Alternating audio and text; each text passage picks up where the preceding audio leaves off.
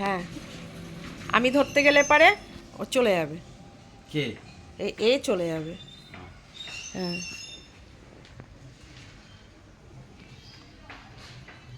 তুমি কাটিয়ে নিয়ে আসো, কাটিয়ে নিয়ে আসো। বাড়িতে কাটতে হবে না, বাড়িতে কাটলে পর আমার ভালো লাগে না।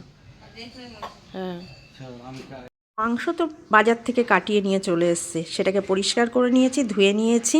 যা যা মাংসে দিতে হবে সেই আলু, পেঁয়াজ, রসুন, টমেটো সব কেটে নিয়েছি। ব্যাস, কড়াই গরম করে আলু ভাজতেও বসিয়ে দিয়েছি। আলুটা ভাজা হচ্ছে। তো শীত কিন্তু প্রায় কমেই আসলো, আর আমার মনে কষ্ট। কেন মনে কষ্ট জানো তো? আমি শীতকে এত ভালোবাসি যে শীত চলে যাচ্ছে বলে আমার কষ্ট হচ্ছে। জানি না, এটা শুনে সবাই হাসবে হয়তো, কিন্তু না, আমি গরম একদম সহ্য করতে পারি না। তাই একটু একটু মনে দুঃখ হচ্ছে, শীত যেন মনে হচ্ছে চলে যাচ্ছে আমাদের, টাটা বাই বাই করতে করতে। যাই হোক, পেঁয়াজটা তো ওই কড়াইয়ে তেল দিয়ে আবার ভাজতে বসিয়ে দিয়েছিলাম, একটু লবণ দিয়ে দিয়েছিলাম পেঁয়াজটা যাতে নরম হয়ে যায়। দেখো, পেঁয়াজটা প্রায় লাল লাল হয়ে ভাজা হয়ে এসেছে। এবার টমেটো যে কেটে রেখেছিলাম সেই সব টমেটো কুচিগুলো আমি দিয়ে দিলাম, ভালো করে ওর সাথে মিশিয়ে নেব। আর আদা, রসুন, কাঁচা লঙ্কা পেস্ট করে রেখেছিলাম সেটা দিয়ে দিলাম। এইবার মশলাতে রেগুলার মশলা যেমন ধনের গুঁড়ো, জিরের গুঁড়ো, লঙ্কার গুঁড়ো, হলুদের গুঁড়ো সব দিয়ে দিলাম। মশলাটাকে এবার ভালো করে গ্যাস কমিয়ে দিয়ে হালকা হালকা করে নেড়ে মশলাটাকে তেল ওঠা পর্যন্ত কষিয়ে নিতে হবে। দেখো, অনেকটাই কিন্তু মশলাতে তেল চলে এসেছে।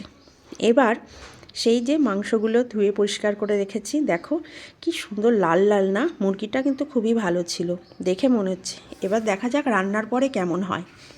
তো বন্ধুরা, দেশি মুরগির মাংস এইভাবে যদি তোমরা রান্না করো অবশ্যই ভালো লাগবে।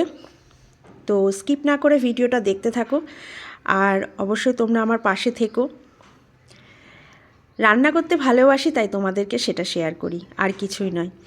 কিন্তু আমি বলবো না যে আমি সব রান্না করতে পারি, যেটুকু পারি তোমাদের সাথে সেটাই শেয়ার করি। তো আমার ইউটিউব ফ্যামিলি আর ফেসবুক পেজ ফ্যামিলিকে অসংখ্য ধন্যবাদ এইভাবে আমার পাশে থাকার জন্য।